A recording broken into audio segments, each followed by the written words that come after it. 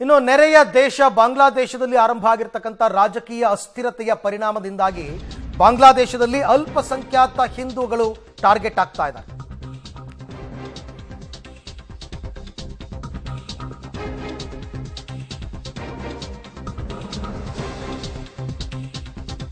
ಬಾಂಗ್ಲಾದೇಶದಲ್ಲಿ ಅಲ್ಪಸಂಖ್ಯಾತ ಹಿಂದೂಗಳನ್ನ ಟಾರ್ಗೆಟ್ ಮಾಡ್ತಾ ಇದ್ದಾರೆ ಕೆಲವೊಂದಷ್ಟು ಮೂಲಭೂತವಾದಿಗಳು ಅನ್ನೋ ಮಾಹಿತಿ. ಹಿಂದೂಗಳ ಮೇಲೆ ಹಲ್ಲೆ ನಡೆದಿದೆ, ಹಿಂದೂ ದೇಗುಲಗಳನ್ನು ಧ್ವಂಸ ಮಾಡಲಾಗಿದೆ. ಢಾಕಾದ ಇಸ್ಕಾನ್ ಮತ್ತು ಕಾಳಿ ದೇಗುಲವನ್ನು ಉದ್ರಿಕ್ತರು ಈಗಾಗಲೇ ಧ್ವಂಸಗೊಳಿಸಿದ್ದಾರೆ. ಜೊತೆಗೆ ಹಿಂದೂಗಳ 300 ಮನೆ, ಮಂದಿರ ಮತ್ತು ಮಾರ್ಕೆಟ್ ಮೇಲೆ ಕೂಡ ಉದ್ರಿಕ್ತರು ದಾಳಿ ಮಾಡಿದ್ದಾರೆ. ಸುಮಾರು 27 ಜಿಲ್ಲೆಗಳಲ್ಲಿ ಹಿಂದೂಗಳ ಮೇಲೆ ಅಟ್ಯಾಕ್ ಆಗಿದೆ. ಬಾಂಗ್ಲಾದೇಶದಲ್ಲಿ 7% ಮಂದಿ ಹಿಂದೂಗಳೇ ಇದ್ದಾರೆ.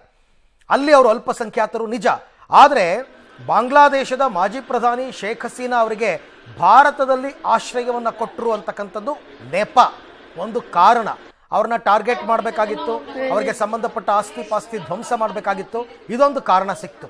ಹಾಗಾಗಿ ಹಿಂದೂಗಳನ್ನು ಟಾರ್ಗೆಟ್ ಮಾಡಿದ್ದಾರೆ. ಹಿಂದೂಗಳ 300 ಮನೆಯನ್ನು ಧ್ವಂಸ ಮಾಡಿದ್ದಾರೆ. ಹಿಂದೂಗಳ ಮಾರ್ಕೆಟ್ ಇತ್ತು, ಅದನ್ನು ಕೂಡ ಧ್ವಂಸ ಮಾಡಿದ್ದಾರೆ. ದೇವಸ್ಥಾನ ಇಸ್ಕಾನ್ ಟೆಂಪಲ್ ಮೇಲೆ ಅಟ್ಯಾಕ್ ಮಾಡಿದ್ದಾರೆ. ಕಾಳಿ ದೇಗುಲವನ್ನು ಧ್ವಂಸ ಮಾಡಿದ್ದಾರೆ. ಇದು ಇನ್ನೂ ಮುಂದುವರಿತಾ ಇದೆ. ನಿಜ, ಸೇನಾ ಆಡಳಿತ ಇದ್ದರೂ ಕೂಡ ಇನ್ನೂ ಪರಿಸ್ಥಿತಿಯನ್ನು ಕಂಟ್ರೋಲಿಗೆ ತಗೊಳ್ಳೋದಕ್ಕೆ ಅವ್ರ ಕೈಲಿ ಆಗ್ತಾ ಇಲ್ಲ. ಯಾಕೆಂದರೆ ಎಲ್ಲೆಲ್ಲೋ ಈ ರೀತಿ ಘಟನೆಗಳು ನಡೀತಾ ಇದೆ ಇಡೀ ದೇಶಾದ್ಯಂತ 27 ಜಿಲ್ಲೆಗಳಲ್ಲಿ. ಹಾಗಾಗಿ ಇನ್ನೂ ಕೂಡ ಅದನ್ನು ಕಂಟ್ರೋಲಿಗೆ ತಗೊಳ್ಳೋಕ್ಕಾಗಿಲ್ಲ ಸೇನೆಯವರಿಗೆ. ಈ ಬಗ್ಗೆ ಮತ್ತಷ್ಟು ಮಾಹಿತಿ ನನ್ನ ಕೊಲೀಗ್ ಶಬೀರ್ ಅವರಿಂದ ಪಡ್ಕೊಳ್ಳೋಣ. ಶಬೀರ್, ಈಗ ಹಿಂದೂಗಳನ್ನು ಟಾರ್ಗೆಟ್ ಮಾಡಿರ್ತಕ್ಕಂಥ ವಿಚಾರಕ್ಕೆ ಸಂಬಂಧಪಟ್ಟಂತೆ ಲೇಟೆಸ್ಟ್ ಅಪ್ಡೇಟ್ಸ್ ಏನಿದೆ? ಅರವಿಂದ್, 27 ಜಿಲ್ಲೆಗಳಲ್ಲಿ ಈ ರೀತಿಯಾದಂತಹ ಘಟನೆಗಳೀಗ ವರದಿ ಆಗ್ತಾ ಇರುವಂತದ್ದು. ಅಲ್ಲಿರುವಂತಹ ಅಲ್ಪಸಂಖ್ಯಾತರ ಮೇಲೆ, ಅಂದ್ರೆ ಸುಮಾರು 8% ಇರುವಂತಹ ಹಿಂದೂಗಳ ಮೇಲೆ ಬೇರೆ ಬೇರೆ ಭಾಗಗಳಲ್ಲಿ ದಾಳಿ ಆಗ್ತಾ ಇರುವಂತದ್ದು. ಮಾರ್ಕೆಟ್ಗಳು, ಪ್ರಮುಖ ದೇವಸ್ಥಾನಗಳು, ಇದ್ರ ಜೊತೆಗೆ ಹಿಂದೂಗಳು ಉಳಿದಿರುವಂತಹ ಕೆಲವು ಮನೆಗಳ ಮೇಲೂ ಕೂಡ ದಾಳಿ ನಡೆದಿದೆ ಅನ್ನುವಂತ ಮಾಹಿತಿಗಳು ಕೂಡ ಲಭ್ಯ ಆಗ್ತಾ ಇದಾವೆ. ಢಾಕಾದ ಹೊರಭಾಗದಲ್ಲಿರುವಂತಹ ಇಸ್ಕಾನ್ ಟೆಂಪಲ್ ಮೇಲೂ ಕೂಡ ಒಂದಿಷ್ಟು ದಾಳಿಗಳಾಗಿರುವಂತದ್ದು. ದುಷ್ಕರ್ಮಿಗಳು ಅಲ್ಲಿ ಹೋಗಿ ಅಲ್ಲಿರುವಂತಹ ಮೂರ್ತಿಗಳನ್ನ ಭಗ್ನಗೊಳಿಸುವಂತ ಪ್ರಯತ್ನವನ್ನ ಕೂಡ ಮಾಡಿದ್ದಾರೆ ಅನ್ನುವಂತ ಮಾಹಿತಿ ಬರ್ತಾ ಇದೆ. ಜೊತೆಗೆ ಕಾಳಿ ದೇವಸ್ಥಾನ ಸೇರಿದಂತೆ ಬೇರೆ ಬೇರೆ ದೇವಸ್ಥಾನಗಳನ್ನ ಕೂಡ ಹಾನಿ ಮಾಡುವಂತ ಪ್ರಯತ್ನ ಮಾಡಲಾಗಿದೆ. ಇದ್ರ ಜೊತೆಗೆ ಹಿಂದೂಗಳು ತಮ್ಮದೇ ಆದಂತ ಒಂದು ಮಾರುಕಟ್ಟೆಯನ್ನ ಹೊಂದಿದ್ರು. ಆ ಮಾರುಕಟ್ಟೆಯಲ್ಲೂ ಕೂಡ ಒಂದಿಷ್ಟು ಬೆಂಕಿಯನ್ನ ಹೊತ್ತಿಸುವಂತ ಕೆಲಸವನ್ನ ಕೂಡ ಮಾಡಲಾಗಿದೆ ಅನ್ನುವಂತ ಮಾಹಿತಿಗಳೀಗ ಸದ್ಯಕ್ಕೆ ಬರ್ತಾ ಇರುವಂತದ್ದು. 27 ಜಿಲ್ಲೆಗಳು ಈ ರೀತಿಯಾದಂತ ಘಟನೆಗಳಲ್ಲಿ ವರದಿ ಆಗ್ತಾ ಇರುವಂತದ್ದು. ಇದು ಬೇರೆ ಬೇರೆ ಕಡೆಗೂ ಕೂಡ ಪಸರಿಸುವಂತ ಸಾಧ್ಯತೆಗಳು ಕೂಡ ಇದಾವೆ.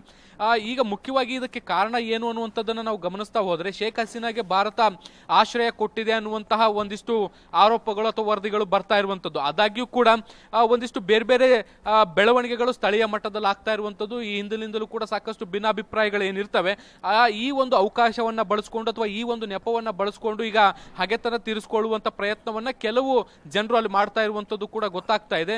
ಹೀಗಾಗಿ ಅಲ್ಲಿನ ಜನರು ಈಗ ಸೇನೆಯ ನೆರವನ್ನ ಕೂಡ ಕೋರ್ತಾ ಇದ್ದಾರೆ.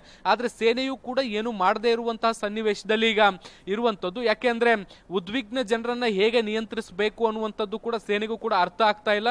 ಅವರನ್ನ ಎದುರು ಹಾಕೊಳ್ಳುವಂತಹ ಸನ್ನಿವೇಶದಲ್ಲೂ ಕೂಡ ಈಗಿಲ್ಲ. ಹೀಗಾಗಿ ಅವರನ್ನ ಸಾಧ್ಯವಾದಷ್ಟು ವಿಶ್ವಾಸಕ್ಕೆ ಪಡೆಯುವಂತ ಪ್ರಯತ್ನವನ್ನ ಮಾಡಲಾಗ್ತಾ ಇದೆ. ಆದಾಗ್ಯೂ ಕೂಡ ಒಂದಿಷ್ಟು ಈ ರೀತಿಯಾದಂತಹ ಧಾರ್ಮಿಕ ಅಲ್ಪಸಂಖ್ಯಾತರ ಮೇಲೆ ದಾಳಿಗಳಾಗ್ತಾ ಇರುವಂತದ್ದು ಮುಂದುವರೆದಿದೆ. ಕೇವಲ ಹಿಂದೂಗಳನ್ನ ಮಾತ್ರ ಟಾರ್ಗೆಟ್ ಮಾಡೋದಲ್ಲದೆ ಅಲ್ಲಿರುವಂತಹ ಕ್ರಿಶ್ಚಿಯನ್ರನ್ನು ಟಾರ್ಗೆಟ್ ಮಾಡಲಾಗ್ತಿದೆ ಅನ್ನುವಂತ ಆರೋಪಗಳು ಕೇಳಿ ಬರ್ತಾ ಇದೆ. ಕೆಲವು ಚರ್ಚ್ಗಳ ಮೇಲೂ ಕೂಡ ದಾಳಿ ನಡೆದಿರುವಂತದ್ದು ವರದಿಯಾಗಿದೆ.